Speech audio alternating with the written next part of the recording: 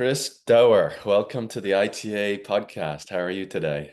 I'm doing good, thanks, Dave. How are you doing? I'm doing very well. I know you're coming towards the end of your conference season, heading to conference tournaments, NCAA tournaments, Mhm. hopefully. So thanks for making some time. Lots No of problem. questions for you today. You ready to go? I'm ready to go. Let's All do it. right. All right. So you kind of started your coaching career. You served one season as volunteer assistant at your alma mater, Mississippi State, before moving to Memphis, but taking on the same role. You didn't go to Memphis and take on, full-time assistant role. You were still volunteer. Talk us through the decision making there. Why was that the right decision for you at that point in your life? Yeah, I mean, like you said, when I was about a junior in college, I kind of wanted to get into college coaching, and so the opportunity came to stay on and help, Per and Matt, and those are two phenomenal coaches. So getting that experience with them was great, and then, funnily enough, the opportunity in Memphis really came up because I met my wife at Mississippi State and we got married, and didn't really have an opportunity to work the first 5 or 6 months after you get married in this country. And so my wife was in nursing school here. We've got a very good nursing school and medical program around our city. So basically, I emailed Coach Goebel a few different times and just sort of said, look, I'll come and help out however I can. And was really lucky to walk into a great situation with obviously Coach Goebel and Mark Finnegan. And, Mark was helping both programs at the time. So he was helping Paul and Lee Taylor. So I was able to just kind of slot in as a volunteer, just out of pure luck, and loved every second of being in the city and being at a different program. And so I didn't really see it as like a step up or a step down. I just felt like it was a step in the right direction. Staying in college coaching is always a challenge in itself. So anytime an opportunity arises that kind of fit with where we were living and what my wife was trying to do, it was an exciting opportunity. Yeah. And so you had a couple of seasons under your belt as a volunteer, but then when you transitioned to full-time assistant coach role at Memphis, where do you think some of the gaps in your knowledge were? Um, I mean, I think the number one most important one is just experience. I mean, back then the second assistant or the volunteer assistant couldn't really recruit. I couldn't go recruiting. I couldn't, go analyze players the same way. So I think it was more on just an experience, to be honest.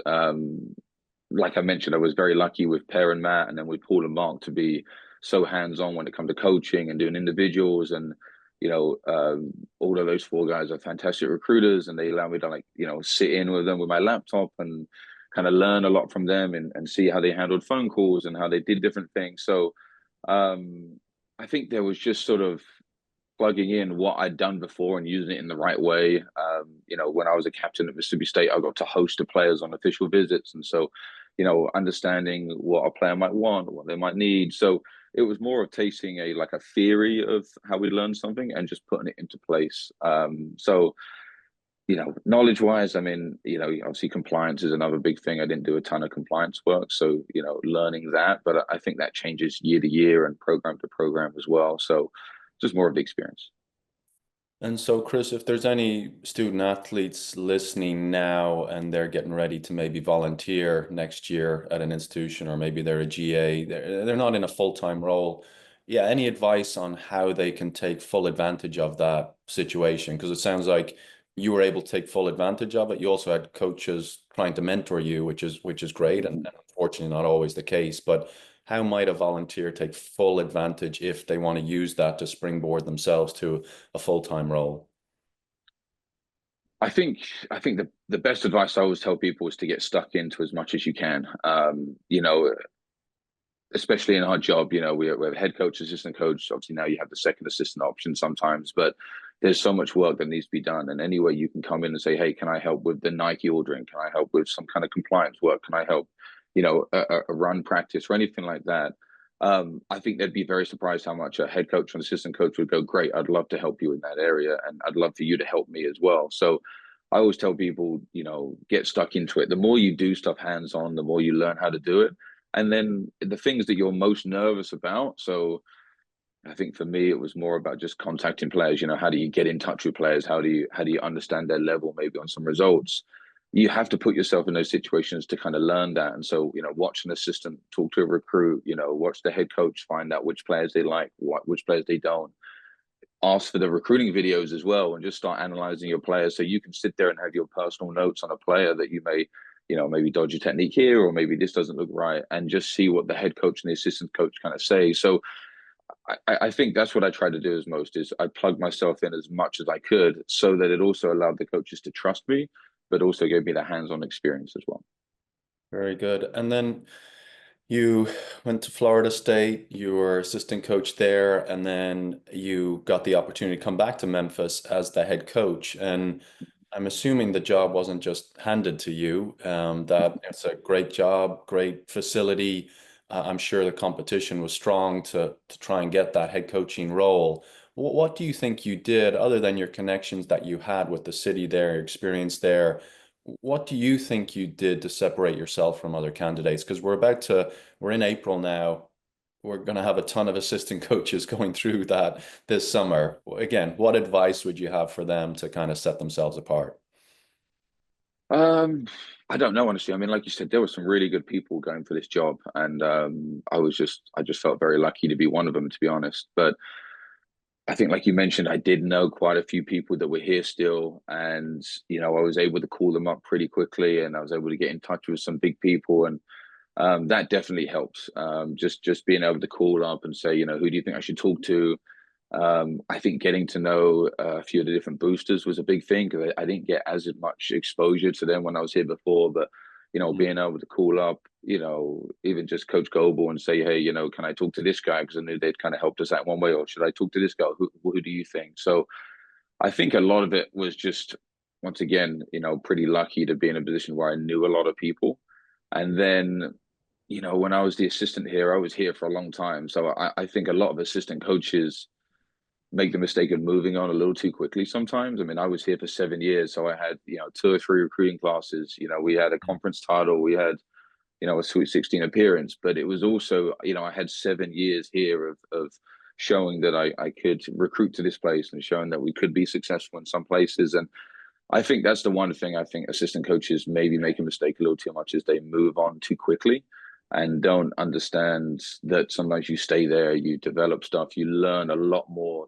Take recruiting a player, taking them through 4 years, and then watching them go on is actually quite unique as an assistant coach, which I didn't really find out until afterwards. So I think that side of life kind of helped me. But I hate to say it, I don't think it was anything more than just my connections. I mean, I had the very good recruiting class at Florida State, which kind of helped me a lot.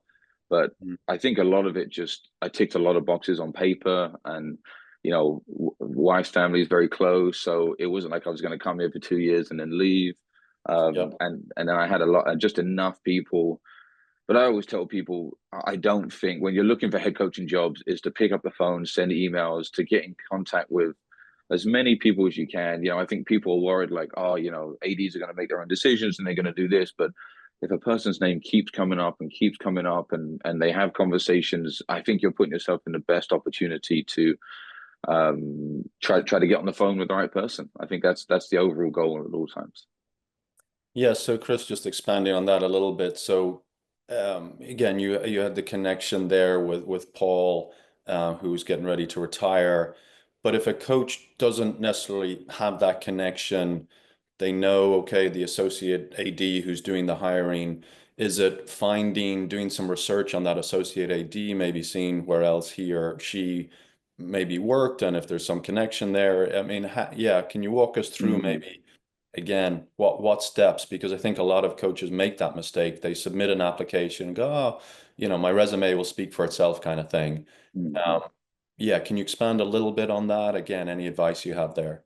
Yeah, I mean, I definitely think, like you said, that the worst thing you can do is submit an application and think they're going to call you. I don't think that's how this works in this industry, in all areas, not just tennis. Mm. I think you do have to try to find out who's in charge of the search. I think you do have to try to find out who they might know. I think you have to try to talk to the people that the school you're at currently as well. I think some assistants get a little bit scared. Well, I'm trying to push for a raise, or they're worried that I might be leaving. And I think the reality is that we all know that assistant coaches leave at some point. So to go in there, sit down with your boss or your boss's boss, or even the AD, if you can get up to the AD, and just ask for advice.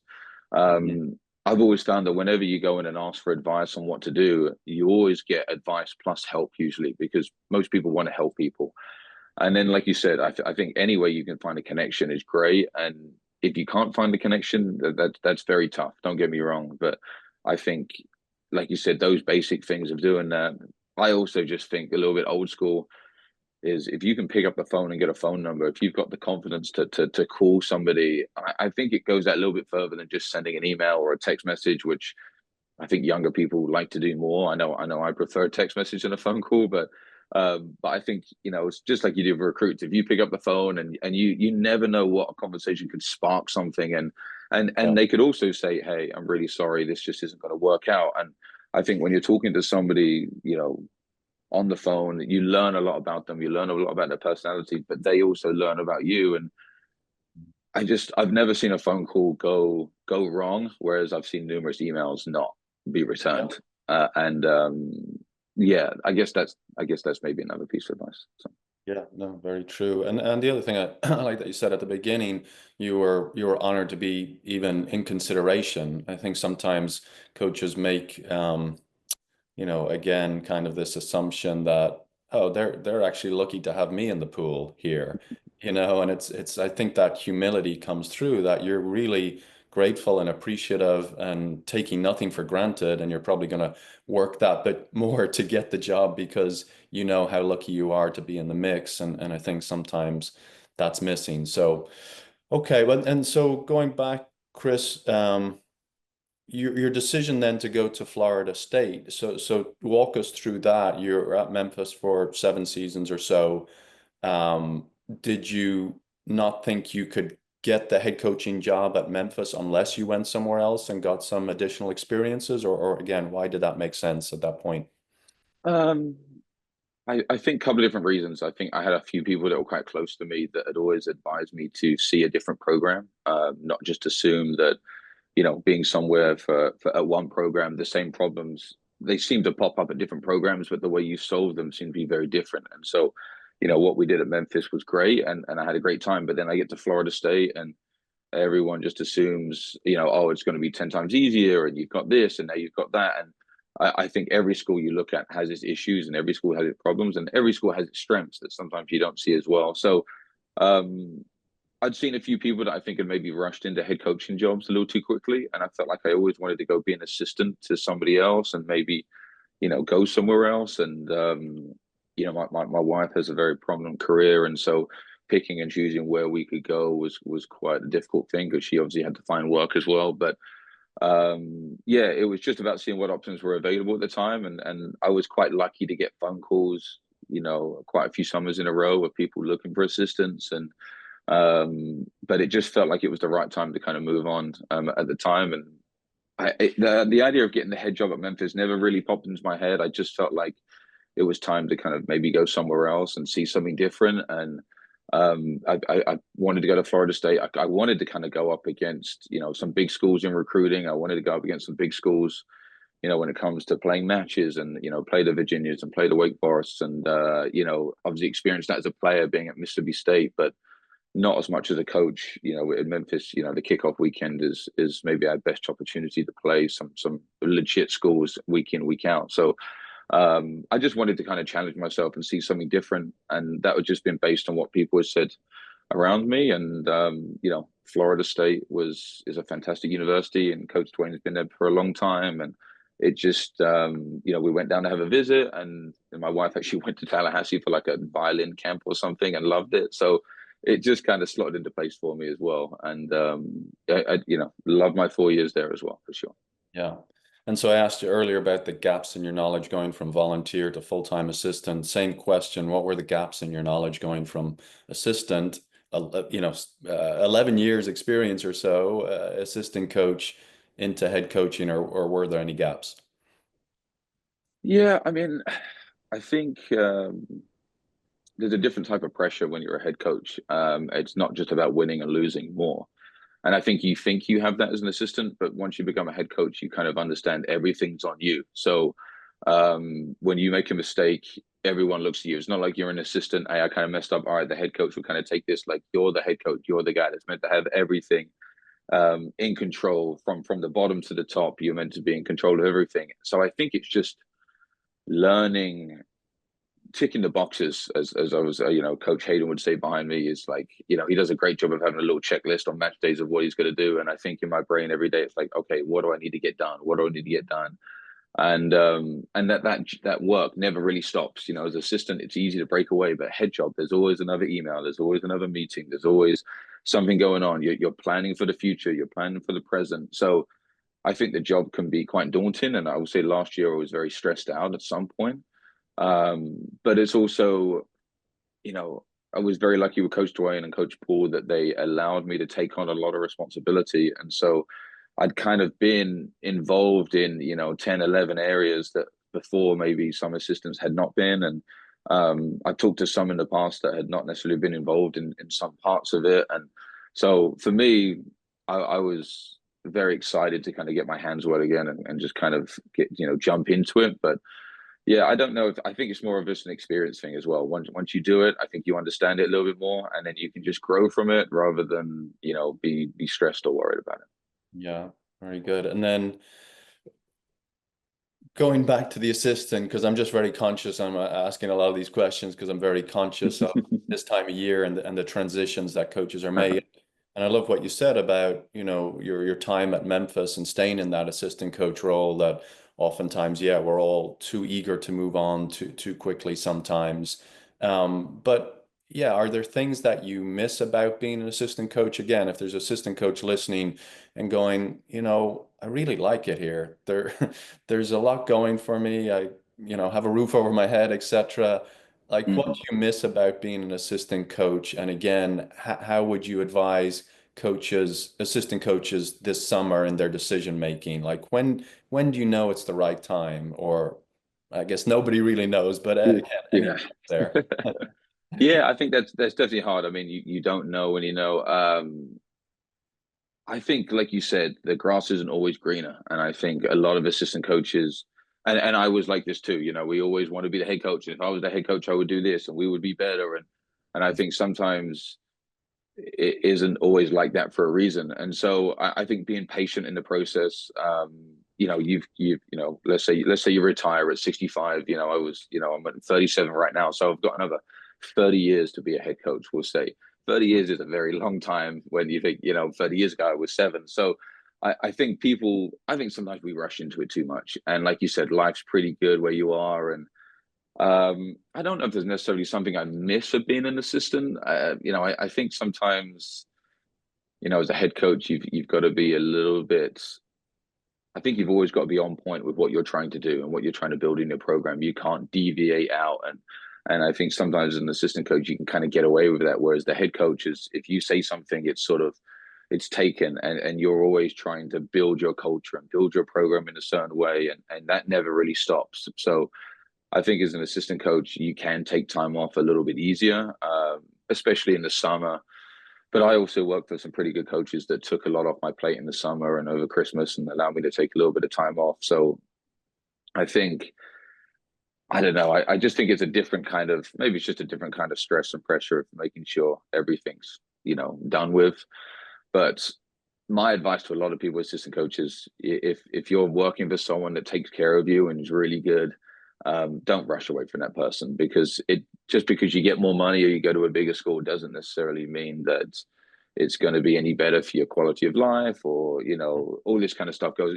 The more money, there's more expectations. We did a lot more recruiting when I was at Florida State in terms of travel recruiting. So it's like you had your whole season traveling, then you would travel recruiting, and you would go, you would do a lot more, and the expectations would be higher, and you're recruiting against bigger schools sometimes. So I think that's the big thing. Is just, if you're pretty happy, don't rush it.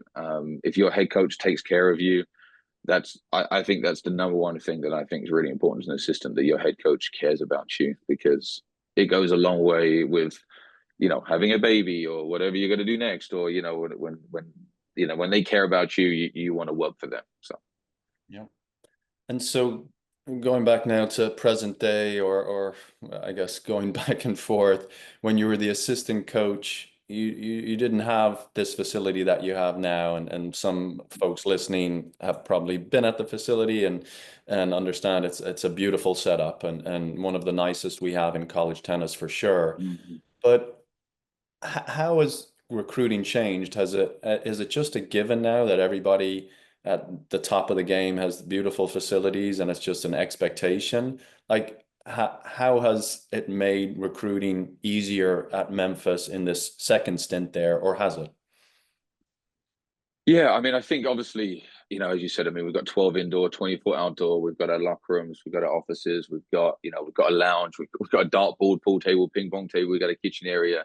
I mean, I think what we have here, like I said, is one of the best facilities in the country. I mean, there's, you know, for how big it is and how giant it is as well, I think it's pretty cool for people to come in and see. So I don't think there's any facility in the country that you kind of go, oh, Memphis looks awful compared to this one. So that's been really nice, especially when parents come in and visit and see it.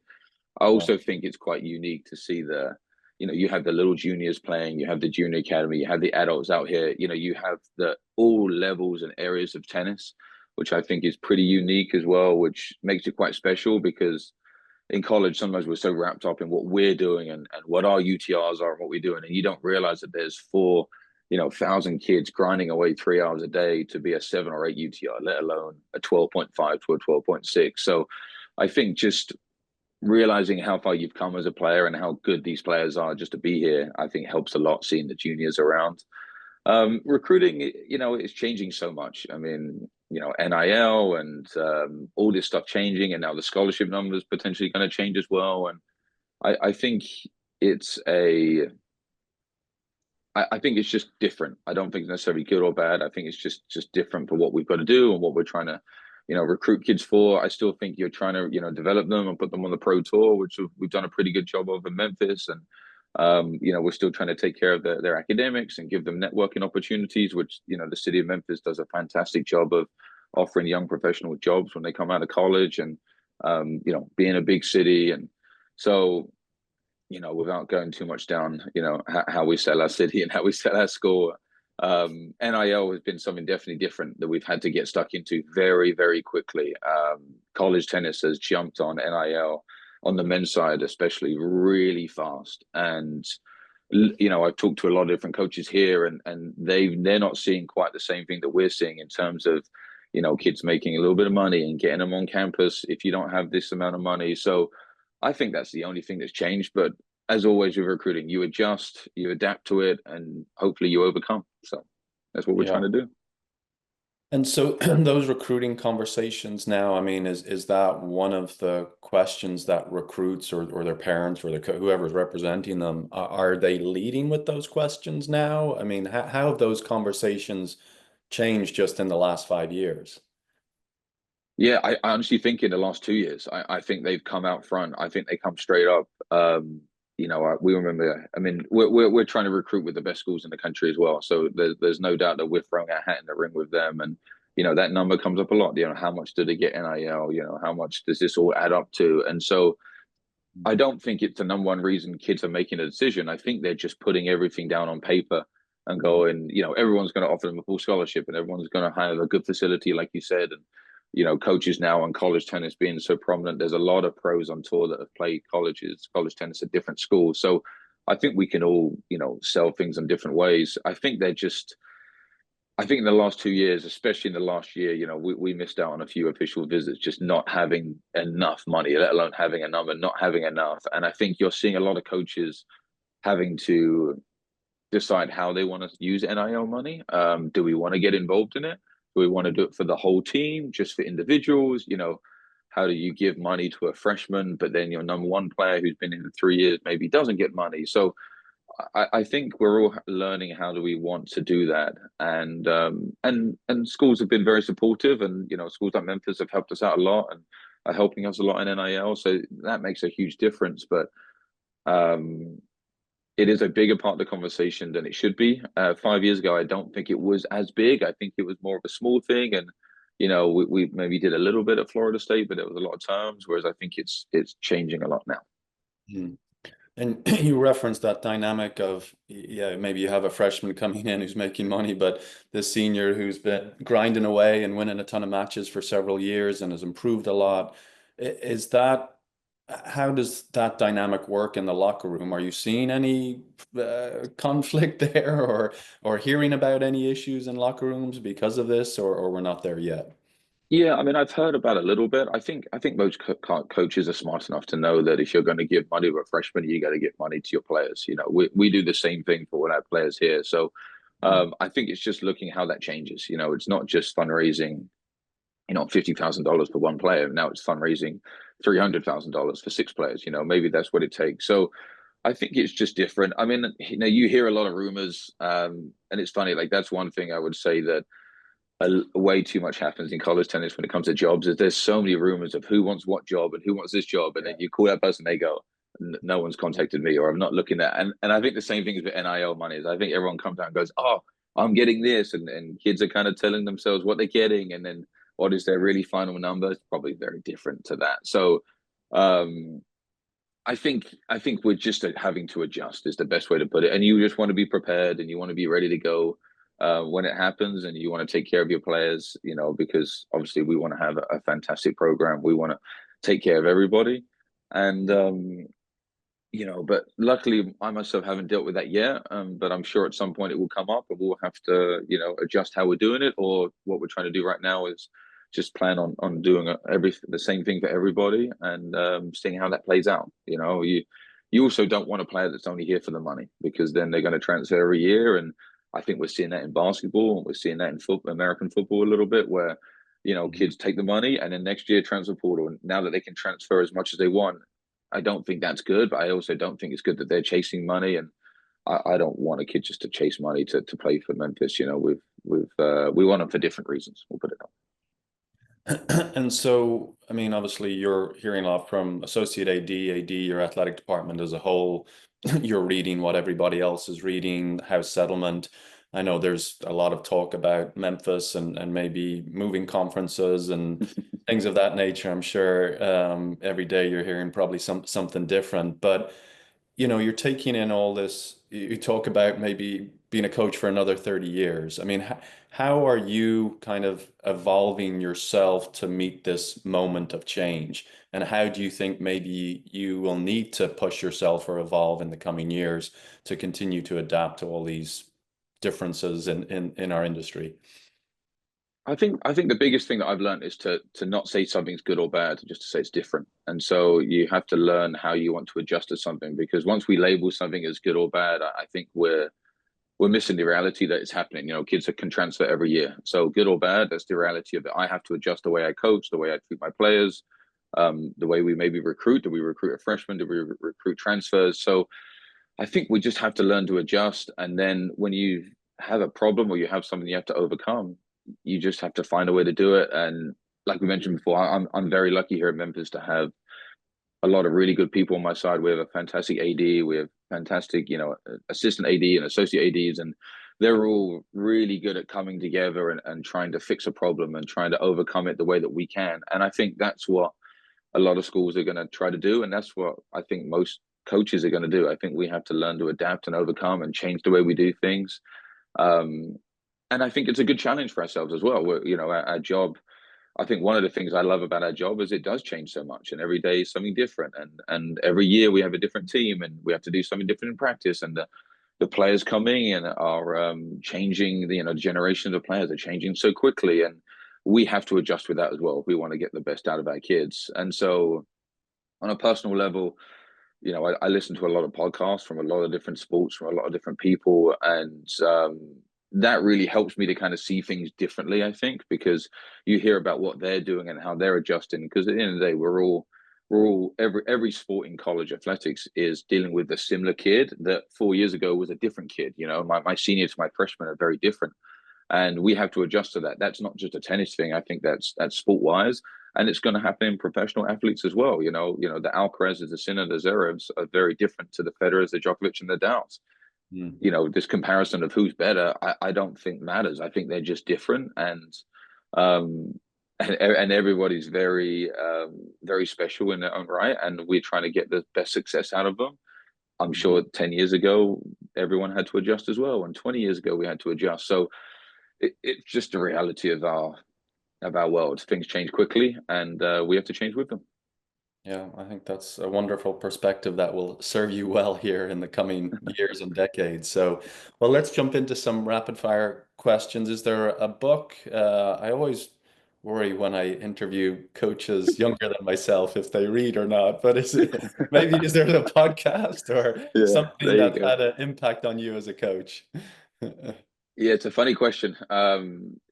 There's a lot of different books. I mean, like I mentioned, I've listened, I've read a lot of different autobiographies from different sports. I read a lot of tennis books growing up. My mum was a big reader. I read, read Agassi, read Sampras's.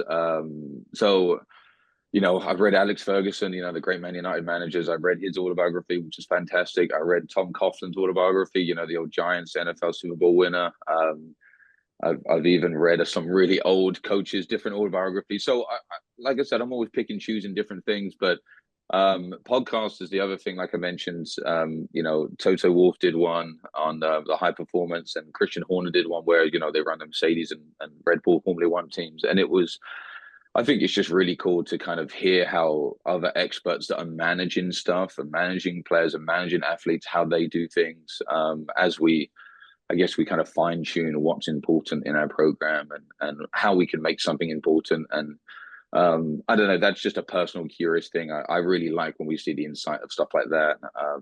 Even going into all these documentaries and Jurgen Klopp's documentary and um, the hard knocks, where you see these coaches and what they're trying to do. I think it's cool to see how other sports handle this as well because tennis where we're individuals to suddenly thrown in and work as a team. So it's good to take from team sports and what they're doing. Yeah. We didn't spend a lot of time on about discussing your time at Florida State, but what is the one lesson you learned from Dwayne Holtquist during your time at Florida State that really stuck with you? Um, I'm gonna be sneaky. I'm gonna cheat and give this two. So number one is to take care of your family. He's got 5 kids. He does a great job of watching him play volleyball and going with his son to high school tennis matches. And I thought that was pretty cool just to watch in a world where it's easy to work 20 hours a day and make your program better. He did a great job of really putting his family first. I thought that was pretty cool. And then he knew everybody at Florida State. So like if we had to get a kid in like to do a master's or we had to get him to do an undergrad, he always knew somebody who knew somebody there. And so his ability to network at Florida State, I thought was always so impressive. And I think he always did that by just wanting to help people and wanting to get in front of them. And he would go say hi into the office. So I don't know how you word it, but I think that's something I've tried to do here at Memphis is the more I can reach out and talk to people, the more we can maybe help them in a small way. You just never know who can link you with somebody and who can connect you with somebody, in the university. And everyone's always wants to help. I think they always want their university to be better. So, Dwayne I mean, he's just everybody knows Coach Dwayne at Florida State. And so I'm trying to Mhm. be like that here at Memphis, to be honest. Yep. Favorite drill to do with your team? Favorite drill to do this year? I think it changes year to year. This year we've done a lot of dingles, bit of an old school game, but I've put them in weird positions. So rather than, one at one back or all four at the back, sometimes we'll have two at the net and then two at the back here just to create a little more communication. So dingles have been a pretty good doubles game we played. Personally, I absolutely love up and down the river in any way, shape, and form as a player, as a coach. Play the seven, play the 10, feed something in, something like that. So I think those are my two games. I don't think there's a better game than up and down the river. My assistants think the same thing as well. We always talk about how much fun it is just to battle and just go up and down the river again. So I guess that's probably my favorite one. Yeah. And then you talked about learning from other sports. Is there one thing you implemented in your program this year, starting August, September, whenever you guys came back? And it could be a drill, or it could be a team building exercise. It could be a new warm-up routine. I don't know. Is there something that you've implemented this year that was new? Um, yeah, two things. So one thing we did a good job of is the guys come 30 minutes before practice and we go into like we have like a mini gym over here and they do rehab and mobility for 30 minutes every day. We bring in some professionals here that kind of analyze their bodies and give them their own rehab plan. So they do 10 minutes of their rehab plan, 10 minutes of doing shoulder stuff, and then 10 minutes of doing some hip stuff, and just something as simple as make rather than doing on the court warm up, just making them kind of do that and seeing them doing some kind of specifics. And I've been lucky to be backstage at some different Grand Slams and stuff, and watching those guys warm up. It's not always on the tennis court; they're usually off the court doing something in the gym. So we're trying to incorporate that part. And then the other thing, we do a lot of different team events. Like I said, we have a dartboard, we've got a pool table, we've got ping pong. I've had guys bring their PlayStation in. So I've put the team in kind of two people teams, we'll say. So like I've got an England team, I've got a Spanish team, I've got a French team. I've got my assistant coaches involved, and we go and do anything from playing. We've got a par three course next to us, so we took them out to play the par three course. And we've got this big league going on, and it's so funny watching 10 tennis players that are so competitive play a sport that, like golf, they're just, most of them are not very good at golf. So watching them kind of fin the ball and see how hard it is, or play pickleball, or play Mario Kart. Even like we're getting real creative what we're doing. Cornhole was one. Watching them how terrible international people are at cornhole was really funny. So just doing that, I think, creates team unity, but in such a fun way. So yeah, those are the two things we've done different that I will probably do for the rest of my career for sure. Yeah. Oh, it sounds great. Biggest strength you have as a coach? Um, Biggest strength I have, I don't know. I think I'd like to think I'm quite good at adjusting my personality to different players. Like we talked about before, we have 10 guys in our team, all from different countries, all have grown up at a different time, all to want to be treated equally, but in a different way. And so I think it's adjusting my personality to how one guy likes to be coached. So I think I'd like to think that's one of my strengths. I don't know if my player says that, but some guy needs to be shouted at, some guy needs to be told a joke, someone needs to be distracted. And I think for me, that's something that I like to think I can do in practice, and then on match day, just coaching different people. And it's a sports psychology thing where I have a little bit of an interest in it, just understanding that different people are motivated in different ways and trying to make sure that I motivate them in their way rather than how I want to do things. One idea or rule change to make college tennis more appealing to the general public? I'm going to be a little bit controversial, but I think the crowd should be able to say whatever it wants at any time during the match. I really think tennis misses out on the crowd side because the crowd doesn't do enough to help. You go to every other sport. I mean, even in golf, I was amazed. We have a PGA event here, or FedEx playoffs are here, and Mm. listening to the abuse that some of the golfers were getting from the crowd. And yet in tennis, anytime someone whispers when they toss the ball up, it's like the crowd gets told to be quiet by the officials.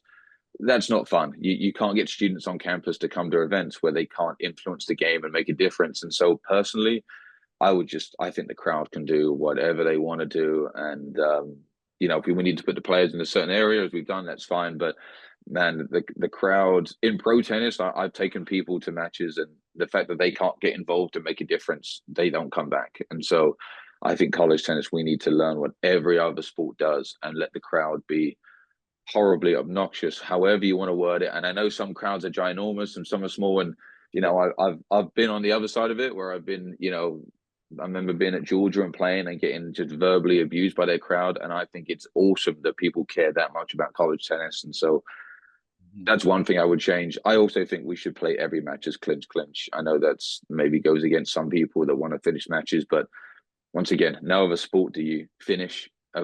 Somebody wins and loses, and then you keep playing. I think it confuses the crowd and distracts them a little bit. So those are the two things I would change. All right. One thing you hope your players have learned from you by the time they graduate? Um, One thing I hope they can learn from me. I mean, I would like to say gratitude, just being appreciative for what they have. I think that's quite tough to have these days now, now with social media and everybody's always looking at what other people have. So hopefully at some point that kicks in. But I think the other thing is just enjoying working hard. I think in life, you have to work hard, whether we want to or not. I think you're going to have to if you want to be successful. And I think as long as you enjoy it, it doesn't matter if you make $1 million or, $1,000. I don't think money attributes to being sort of, happy, if you even can use that word. I think if you enjoy working hard, you'll be happy with the outcome. And I think life, family is the same thing. I think being a dad, being a husband, as long as I work hard and enjoy it, I think that's the two things I can bring to the table every day.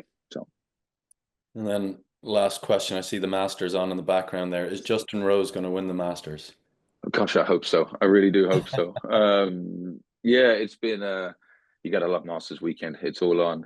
We've got a lot of golfers here that are all kind of doing something different. So I would love Rosie to win it. I think it'd be great. I would love an English guy to win it again. I'll be real honest with you, but Yeah. it's golf doesn't. The Masters does such a good job. How you can watch it on your phone almost anywhere in the country, or maybe even in the world, I think is something that Grand Slams need to learn to do. Because I go on the Masters website, I don't have to type anything in, I don't do anything, and yet boom, I'm watching holes 4, 5, and 6 on their website. I think if Wimbledon and the French Open and they were all like that rather than via streaming service, I think tennis would just grow and create a little bit more hype. So Okay. I will share that. I'm on with the ITF next week. I'll share that.